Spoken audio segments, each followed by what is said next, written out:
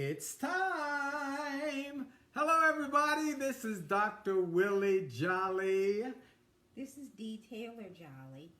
And I realize I need the microphone.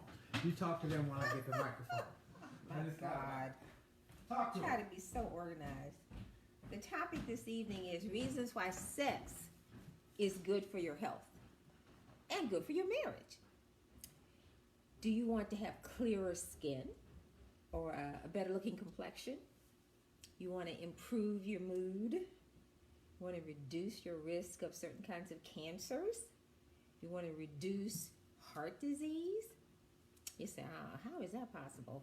Well, having sex or making love on a regular basis can have positive impacts in all of those areas. And here comes my husband with the microphone. So I will repeat. Our topic this evening is reasons why is good for your health and good for your marriage. How about that? Do you want to have clearer skin, clean up your complexion? You want to have an improved mood?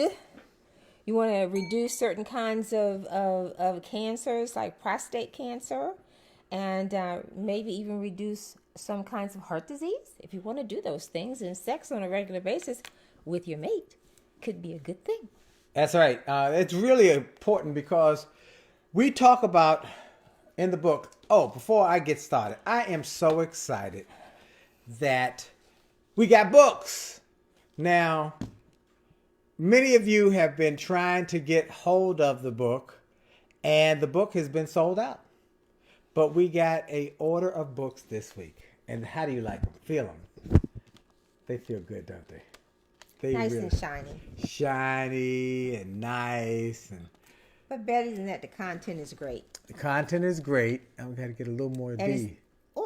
It's improved content too. Yep, it's new content, updated new content. and improved content. New and improved in this edition. Even though it's book is about a year old, but new and improved content, yes. So, going on to that, we talk about in the book the three big boulders that break up marriages: sex, money, and communication. And sex is a big part of it. We did the big marriage seminar since we've last seen them at First Baptist Church of Glenarden. Yes. And people had we lots. sold 300 copies of the book. That was absolutely amazing. Wonderful people. And really so many people have responded, called us, reached out to us. And some of the questions deal with sex. Many of the questions deal with sex. Many. So let's deal with this. So let's the topic deal with the again issue. is reasons why sex is good for your health. Right. And for your marriage. And a lot of the studies done around the world talk about sex and how it impacts not only your marriage, but also your health and the health benefits of sex. Because we have talked to some people who ain't having sex, been married, who ain't having sex. And they're not. How you want to say it? They got their issues. They might not want to have sex. This is true, but it has an impact. According to our book and our friends, the Smiths, they said in the studies they did, which were informal, that couples who they knew who were divorcing, when they asked them about their sex lives, they had stopped having sex. And that intimacy. So in this study so communication, intimacy, they go hand in hand to having physical sex. All right, so let's talk about some of the issues that we found in these studies. So let me go first. All right, you go ahead. Okay, having sex or making love on a regular basis can improve your overall health. You're like, well, how is that possible? Well, do you know there are sex therapists? One by the name of Sandra L. Karen, who's a PhD and a professor of family relations and human sexuality. They didn't have that kind of stuff when I was in school. University of Maine's College of Education and Human Development. And she says there have been lots of studies describing the health benefits of sex. Like what? Okay. Improved heart health. Yep. Who doesn't want to make their heart stronger? I'm telling you like that. Hallelujah. I want my heart stronger. Because you know what? What? Sex is exercise. It is. It is. Sex is exercise. Just like any physical activity, healthy sex is good for your heart. How about that? All right. It's also good for your immune system. Oh, really? So, according to a study from the Wilkes University in Pennsylvania, authors... Everybody's studying sex. Oh, everybody. Carl Charnesky and his colleague Frank Brennan found that people who had sex once or twice per week had a 30% increase in a hormone that gave them more power to their immune system that could help protect against colds and flu. I haven't had a cold or flu, so... Silly. All right, what else? Okay, wait a minute. There was a study done in January 2015 by the American Journal of Cardiology. Yep. And they found that men who had sex twice weekly or more were at a lower risk of cardiovascular diseases. Wow. Like stroke or heart attack. Well, I love that. Yep. Than those who had sex once a month or less. Okay. Is that a wow? That's a wow for me. So if you're having sex twice a week, your heart is doing good. You're doing aerobic activity. I'm with that. All right. So It positively impacts your cardiovascular system. Cardiovascular system. So you need to have sex for exercise reasons. That's right. Oh, okay. It says in that same study, the heart's response to sex is comparable with mild to moderate effort encountered in daily activities, according to research published in the European Heart Journal. If you can take part in activities that have a similar impact on the heart, such as walking up 2 flights of stairs without chest pain, then you can usually assume that it's safe to have sex. Wow. All right. So now we want you to. It's more entertaining than running the treadmill, huh? Well, it's more fun. All right. The number 3 lowers blood pressure. Number 3. That's number 2. Oh, I'm sorry. Number 2. That's number what? That was What do you number have? 1. I had number 2. Well, what we do you had have as next? immune system, heart health. Then I had lowers blood pressure. Okay. All right, lowers blood. You have them kind of mixed up. I discovered lowers blood pressure and helps reduce your stress. Okay. Why don't you read what you got? Okay. Sex can help relieve stress by raising your endorphins and other hormones to boost your mood. As a form of exercise, it can also help calm you down. A Scottish study published in the Journal of Biological Psychology found that sexual activity prevents increases in blood pressure. Wow. During stressful events. Wow. So you need to lower your blood pressure kind of regularly by having sex Right. twice a week at least. Oh, people jumping on. We just want to let you know I'm checking it out, and the comments are coming in. I want y'all to send the comments in. Or I want you to questions. share it. We want you to share it. Lots more people are jumping on this one. Wow, they are jumping in and out on this one. So what did you have for lowers blood pressure? A research conducted by the Michigan State University, published in the Journal of Health and Social Behavior, found that sex in later years reduces a risk of high blood pressure, at least for women. And women in the study aged 57 to 80 found sex pleasurable or satisfying, were less likely to have hypertension. Wait a minute. So sex for older women. Yep. 57 to 80. So 80-year-olds are still having sex. They should be. There's hope for me. Yes, indeed. So they you should. need to have sex. Yep. To keep what? Keep your hypertension down. Okay. And your hypertension tends to creep up, and from hypertension you go to high blood pressure. Now right? another study published by Behavioral Medicine, researchers found that the act of hugging can help a person to maintain a healthy blood pressure. It keeps you calm. I want to hug you right now. You turn me on. You know that you turn me on. Oh, she turns me on. It keeps you calm. All right. So, and then according to the American Heart Association, I spoke for them. And did you know that the number one time for people to have heart attacks in America, according to the American Heart Association, where I spoke for them years ago, is Monday mornings when people make themselves get up and go to jobs they can't stand, stressed out, unhappy. And so that's why we say you should find a job you love to do and then find somebody you love being around. But according to this study about sex, And find somebody you love to do it with. right, I love that. Anyway, according to the Heart Who Association, should be your spouse. Oh, yeah, Yes. let's get back. This is happily married. Happily married Monday. We're going with folks who are happily married and trying to get them happy married. You know, our goal in this book is to save 1 million marriages and enhance 1 million more. So we might as well talk about sex. So couples need to be doing, married couples need to be doing it more, and single couples not at all. Well, I'm not forgetting that argument. That's our pastor says that. Pastor John Jenkins said how he's trying to get more married couples to do more sex and single couples to do less sex. That's not my argument here. My argument is that we want to save 1 million marriages, enhance 1 million more marriages. And one way to save it is constant communication and being close. Okay. Being intimate. High blood pressure increases the risk of heart attack and stroke. Yes. And it can also affect your sex life. So we want you to have more activity to lower that blood pressure. And that activity should be sex. Yes. Could be sex. Should be sex. Yep. Now let's keep going. I want to talk about the using sex as a possible reduction in prostate cancer. Now you like what? I read that and I was like, what? But I've heard that over the years. Over the years, I've heard that when a man has an ejaculation, it not only ejaculates the semen, but it also cleans out any potential carcinogens.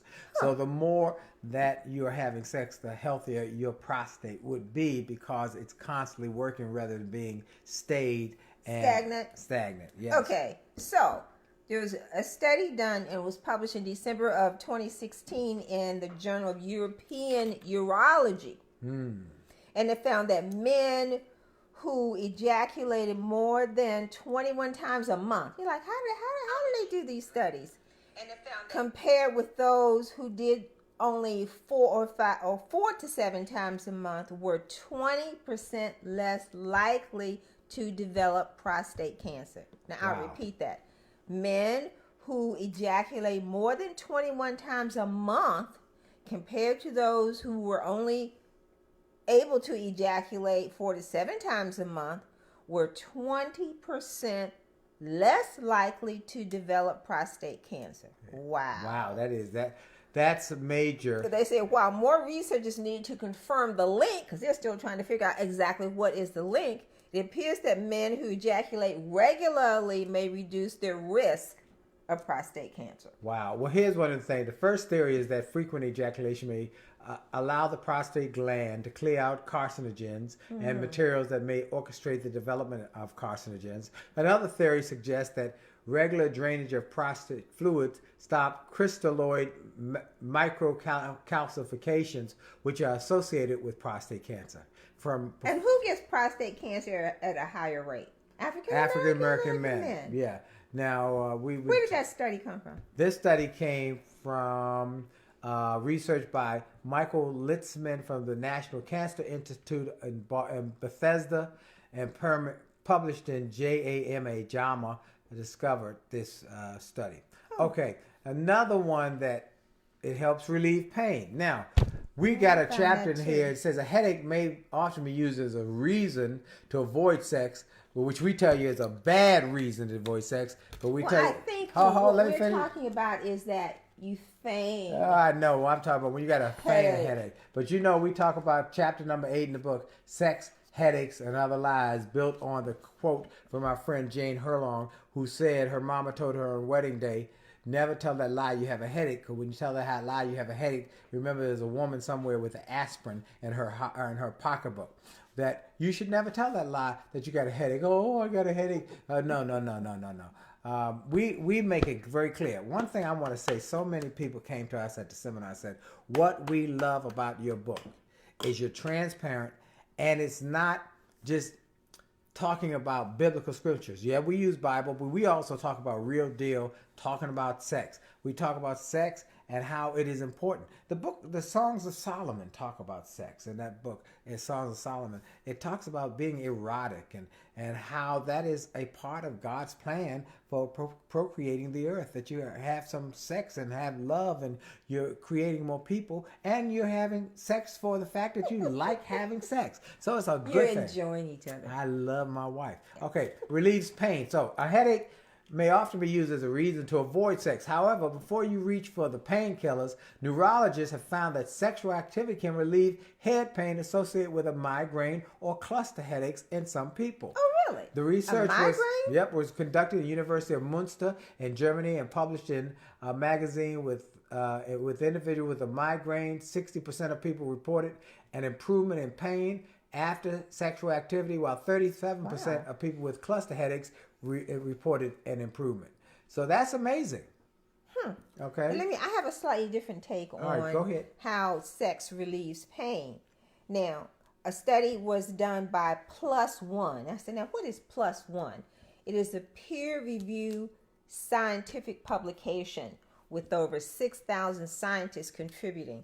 And in this Plus One, they did a study that said by looking longingly at your partner when you've got pain or a headache tends to reduce. Looking longingly at your spouse, your significant other, or even a photo of them can help to relieve pain. I was like, I never heard of that. That's and that study was performed at Stanford University in California. Wow. Now here's the other thing: anesthesiologists showed participants photos of their romantic partners or photos of attractive strangers, or asked them to engage in a word game. They found that looking at their romantic partners significantly dulled the experience of pain. Wow. That's interesting. That's very interesting. Okay, here's another one that it can help. Sleep, rest, relaxation. People are taking sleeping pills. They're taking over-the-counter sleeping pills, doctor-prescribed sleeping pills. Have sex. Well, it's because they're anxious. Maybe they need to have sex. Then they wouldn't be anxious. They wouldn't go to sleep afterwards. Is there any research to support Okay, that? here we go. Okay. There we go. Okay. Do you have trouble getting sleep at night? Sexual activity could be just what the doctor ordered. Insufficient sleep is a public health problem, according to the Centers for Disease Control. Sex could be the answer to help you achieve the recommended 7 to 9 hours of sleep per night.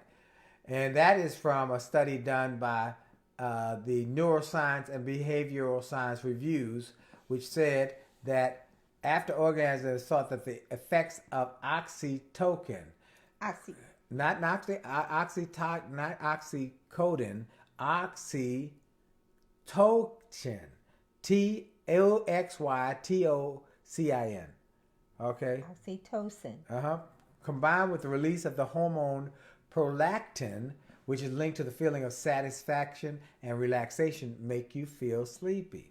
In women, a rise in estrogen levels during sex has been shown to enhance their REM, rapid eye movement cycle, which helps in their sleep.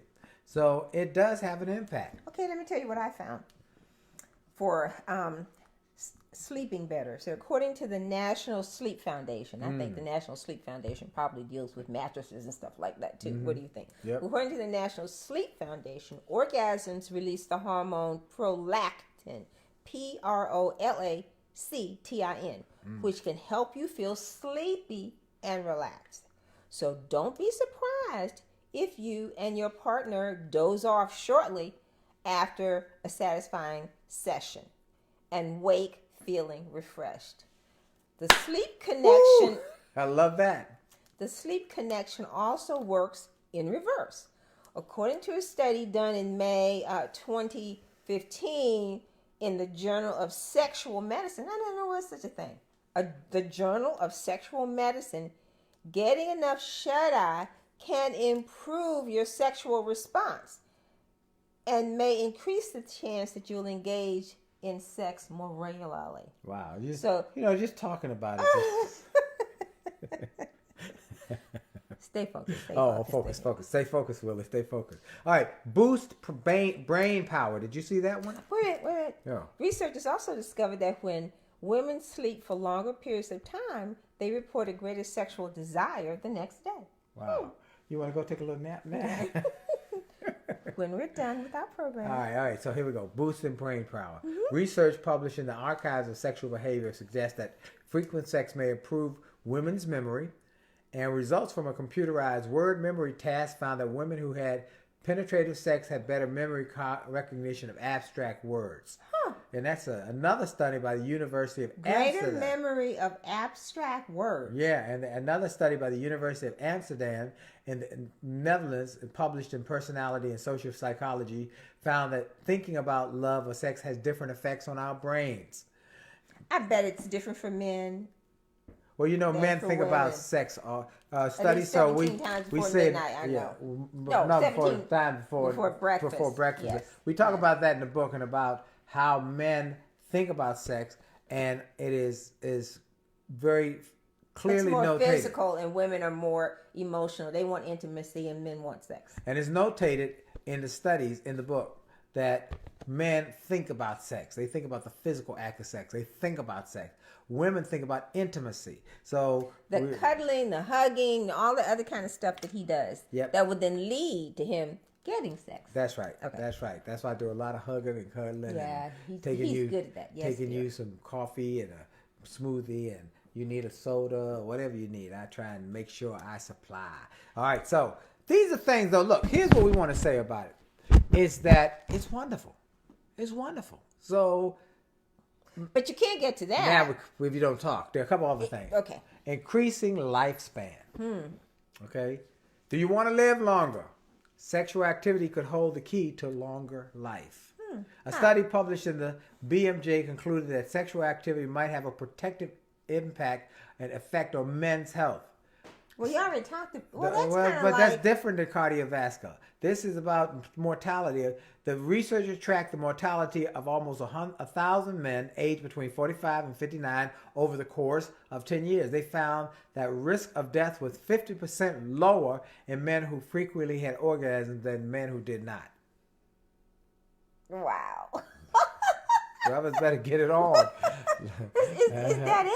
Other research also concluded with a similar I didn't have result. that one. A 25-year study published in Gerontologist determined that in men, frequent intercourse was a significant predictor of longevity, whereas in women, those who reported past enjoyment of sex lived longer. Say that again.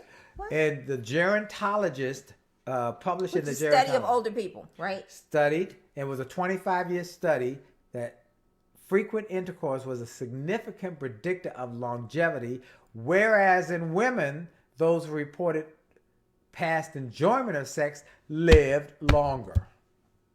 The women who enjoyed sex lived longer. Huh. What do you think about that? I think that's wonderful. I think we have to have sex more often. Come on, somebody. All right, so and then Definitely health benefits, because I think it positively affects your mood. it does. So that's And people who think positive in the book. I'm gonna read tend to something live from the longer book anyway. about sex and the fact of how important and effective it is for your relationship and how it can really change your life. We love our friends Jerry and Isabel Jazanowski. He's been a tennis partner with me. Jerry's 80 years old, still playing singles tennis. So, you know, he talks about sex. And beating you. That's he terrible. beat me the last time. That's terrible. I had a bad foot, okay? Anyway, he's great. He's wonderful. They're good people. Jerry and Isabel, here's something that we love about them. Jerry Jazanowski says that he had been married for over 40 years, and he and his wife Isabel have a simple yet powerful viewpoint on marriage, what they call the 3S system.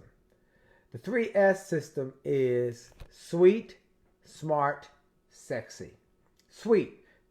Jerry says that the 3S has starts with your heart. That denotes sweet. Great relationships and marriages start with someone who is your friend, who is nice to you, and vice versa. Which is the number one thing we say in the book, friends first. Friends first. You want a relationship with someone you can trust your heart to, and who values that trust. Be sweet to each other. Be kind to each other. Be nice to each other. start with the heart.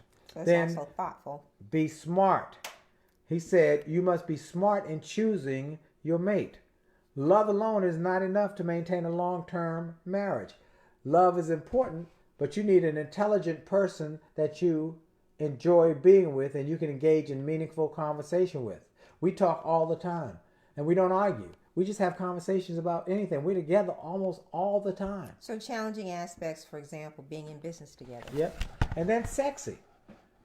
The third S, Jerry pointed to his pelvic region. The last S stands for sexy. The person you marry should turn you on sexually, Jerry said. Marriage based purely on sex is probably not going to last. Let me say that. Marriage based purely on sex is probably not going to last. But a marriage without sex is difficult for it to last either. If it does, it won't have the fullness and intimacy it could or should have. Sex is important in a marriage that lasts while being completely fulfilled are those who understand the importance of sex and how it is not just a physical act, but an act of love and commitment. And that's It's an emotional. It's an emotion and an act of love and commitment. And the greatest relationships are built on that love and commitment. That they are loving each other. They are standing with each other. They are there. Somebody trying to call in and that was happening. So we're encouraging you, wherever you are, we only got a few minutes, we're encouraging you to get the book and get the audio. The audio... Share it with somebody that you know who's struggling. What we want people to do is to get 2 copies of the book. Listen carefully what we want you to do.